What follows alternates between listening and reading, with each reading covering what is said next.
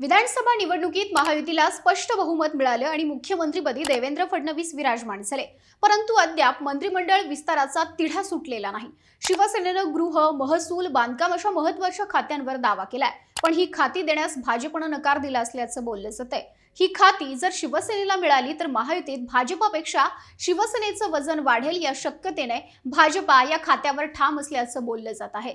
तर अजित पवारांची राष्ट्रवादी आणि भाजपा हे दोघे मिळून शिंदे सेनेची ताकद कमी करण्यासाठी एकत्र काम करत असल्याचा सूर शिवसेनेमध्ये उमटू लागला। त्यामुळे भाजप नेतृत्वाकडून अजित पवार यांना ताकद देऊन एकनाथ शिंदे यांची ताकद कमी केली जात आहे का, असा प्रश्न उपस्थित झाला। महायुतीत नेमक्या काय घडामोडी घडतात हे आपण या व्हिडिओतून जाणून घेणार आहोत। नमस्कार, मी Madhuri Kumkar, for the people news मध्ये आपलं स्वागत। व्हिडिओला सुरुवात करण्यापूर्वी चॅनलला सबस्क्राइब करा, लाईक व फॉलो करायला विसरू नका। एकनाथ शिंदे यांना आपल्याला मुख्यमंत्री पद मिळेल अशी आशा होती, परंतु विधानसभा निवडणुकीच्या निकालातून मुख्यमंत्री हा भाजपाचाच होईल हे जवळपास निश्चित होतं। कारण एकट्या भाजपाचे 132 आमदार निवडून आलेत, त्यामुळे मुख्यमंत्री पदावर दावा भाजपाचाच राहिला। पण आता एकनाथ शिंदे यांना त्यांची इच्छा असलेली मंत्रिपदही अद्याप मिळालेली नाहीत। एकीकडे अजित पवार हे आधीच एक पाऊल मागे आल्याचं बोललं जात आहे, त्यामुळे रस्सीखेच ही भाजप आणि एकनाथ शिंदे यांच्यातच सुरू असल्याचं चित्र आहे। अजित पवार आणि एकनाथ शिंदे यांच्याकडील आमदारांची संख्या पाहिली तर शिंदेंकडे अधिक आमदार आहेत। अजित पवार हे आजही संख्येच्या बाबतीत एकनाथ शिंदे यांच्या मागे आहेत।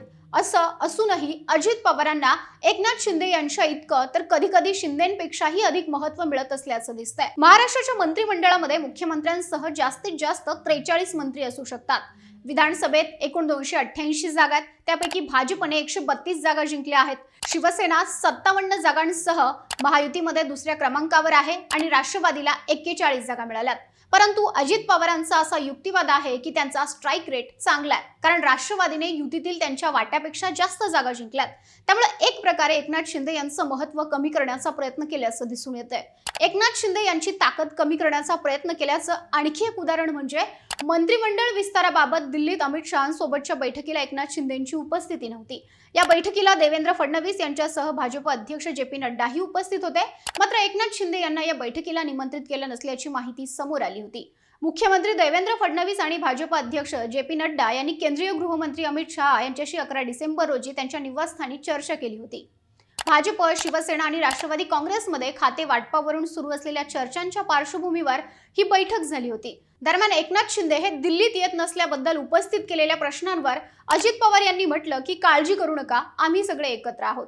परंतु संभाव्य खाते वाटपाबाबत एकनाथ शिंदे नाराज असल्याचं बोललं जातंय। वास्तविक एकनाथ शिंदे यांना गृह आणि महसूल खातं हवं आहे, मात्र ही खाती शिंदेंना न देण्याच्या मनस्थितीत भाजप आहे।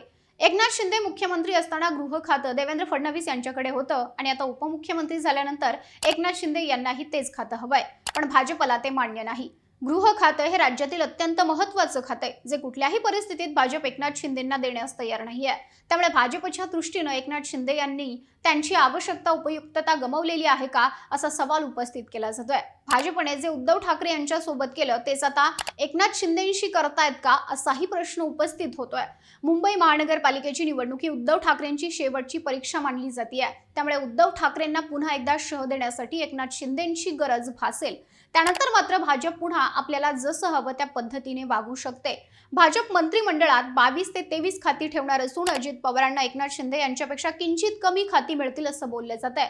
त्यामुळे याचा अर्थ स्पष्ट निघतो की नव्या महायुती सरकारमध्ये एकनाथ शिंदे यांच्या शिवसेनेचे आणि अजित पवारांच्या राष्ट्रवादीचे समान मंत्री असतील।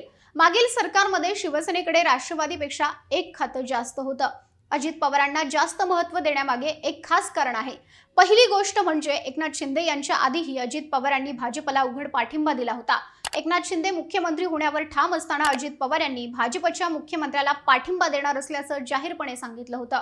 एकनाथ शिंदे अजूनही खात्यांबाबत नाराज असल्याचं बोललं जात असून दुसरीकडे भाजप अजितदादांवर मात्र पूर्णपणे खुश असल्याचं दिसतंय। अजित पवार यांना एकनाथ शिंदे यांच्यापेक्षा अधिक महत्त्व दिलं जात असल्याचं चित्र दिसत असलं तरी पुढे काय होईल हे सांगता येत नाहीये। त्यामुळे महायुतीतील या घडामोडींविषयी तुम्हाला काय वाटतं, तुमचं मत कमेंट करून सांगा। व्हिडिओ आवडल्यास लाईक करा आणि फॉर द पीपलला सबस्क्राइब व फॉलो करायला विसरू नका।